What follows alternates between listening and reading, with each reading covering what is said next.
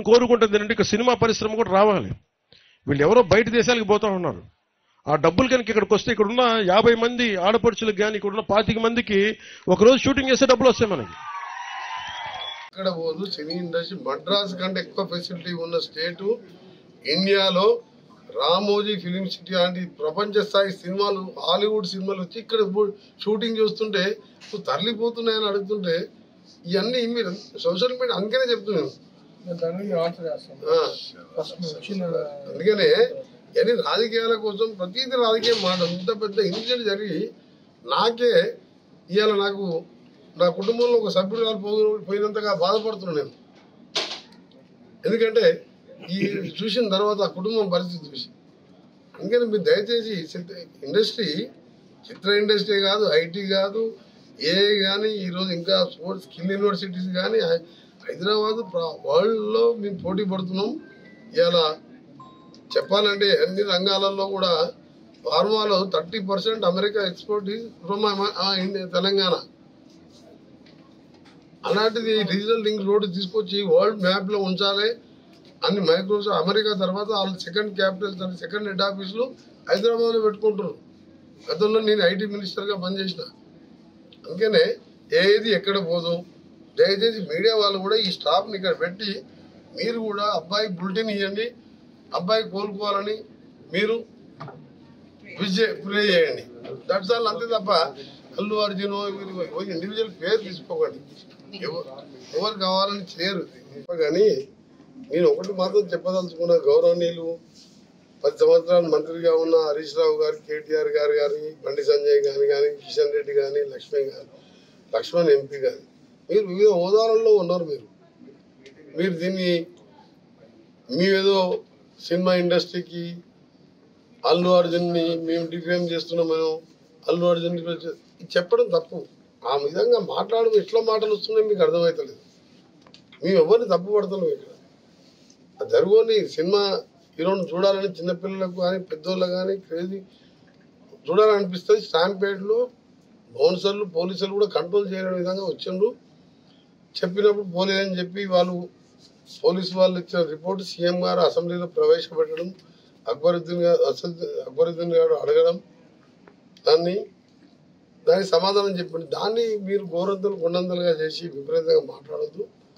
ఇది అంతా కూడా మేము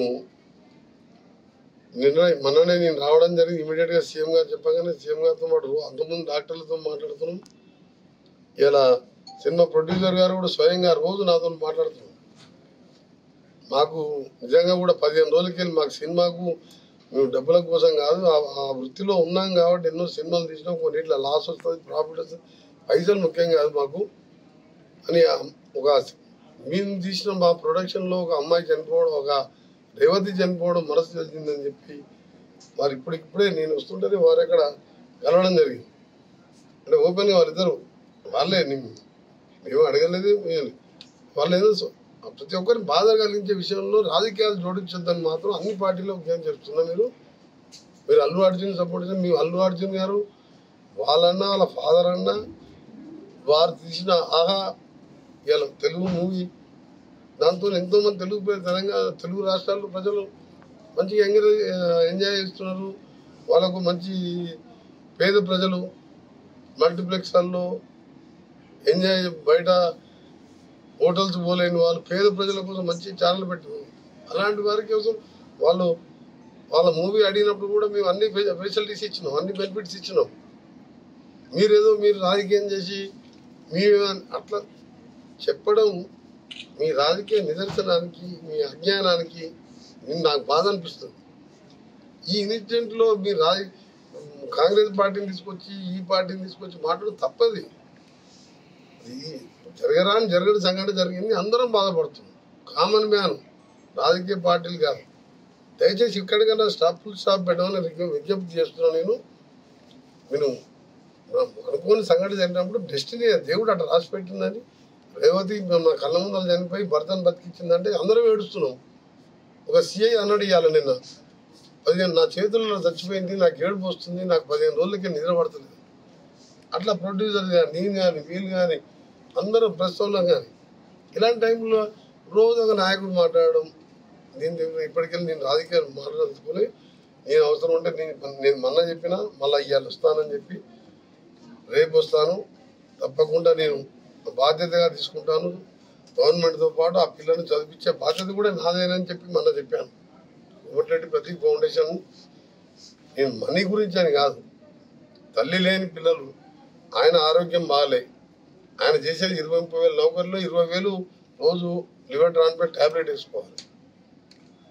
తప్పకుండా కుటుంబాన్ని ఆదుకుంటాం. ట్విట్టర్లో పెట్టాను. చాలా తప్పుడు చర్యలు ఇవి. అందరికీ రిక్వెస్ట్ చేస్తున్నా, ఇది ఎవరు చేస్తున్నో ఎవరు చేపిస్తున్నో ఇవన్నీ చట్టం తన పని తాను చేసుకుంటుందని ఎవరి మీదకి ఎవరికి దాడి చేసే అవసరం పోకూడదని రిక్వెస్ట్ చేస్తున్నా. మీకు జేఏసీల పేరు మీద మీకు చేతులు జోడించి మీకు రిక్వెస్ట్ చేస్తున్నా. ఇది మంచి సాంప్రదాయం కాదు. ప్రజాస్వామ్యంలో హింసకు తావు లేదు. ఇన్సిడెంట్ జరిగితే పోలీసులు ఉండరు, కోర్టులు ఉండరు, చట్టం ఉండదు. వాళ్ళ పని వాళ్ళు చేస్తారు. కానీ ఏంది ఇది? నిన్న సీఎం గారు కూడా దాని వెంటనే రాత్రే ఖండించాను. నేను కూడా సినిమా మినిస్టర్గా ఖండిస్తున్నా. సినిమా ఇండస్ట్రీ వాళ్ళ జోలికి కానీ, హీరోల జోలికి, డైరెక్టర్లు, ప్రొడ్యూసర్ ఎవరు జోలికి పోదు. వాళ్ళకి ఇంకా సపోర్ట్ చేయాలన్నది నాకు. ఇలా చిత్రపూర్ గారిలో ఓపెన్ ల్యాండ్స్ ఉన్నాయి. ఇక్కడ జూనియర్ ఆర్టిస్టులకు కానీ, పేద ఆర్టిస్టులకు మంచి యాక్టర్స్ ఎంతోమంది ఇవాళ పేదరికంలో ఉన్నారు. వాళ్ళకు కూడా ఫ్లాట్స్ కట్టాలని ప్లాన్ చేస్తున్నాను నేను. అంతకుముందు పోయిన టీఆర్ఎస్ గవర్నమెంట్లో ఆ నాయకులు అమ్ముకున్నారు ఫ్లాట్స్. వాళ్ళు ఉంటుంది. ఇప్పటికి వెళ్ళా 3 బెడ్రూమ్ ఫ్లాట్ అంటే ఒక 5 కోట్లు ఉంటుంది నానక్రమం.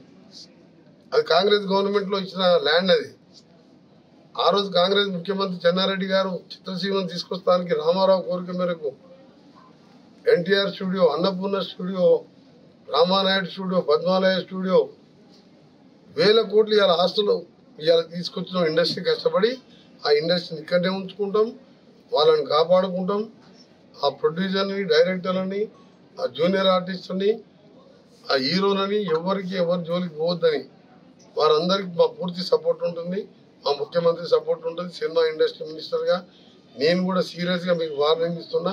ఎట్టి పరిస్థితుల్లో ఎవరి దగ్గరికి పోయినా పోలీసులు మళ్ళీ వాళ్ళ చట్టపరంగా చర్యలు తీసుకుంటారు. దయచేసి మీరు దాని జోలికి వెళ్ళకండి. జరిగిన ఇన్సిడెంట్ అందరం కూడా బాధపడే విషయం. అందరం కలిసి ఒకటే ప్రే చేద్దాం. ఆ అబ్బాయి కోలుకొని ఆ కుటుంబానికి అందరం అండగా ఉందామని నా రిక్వెస్ట్.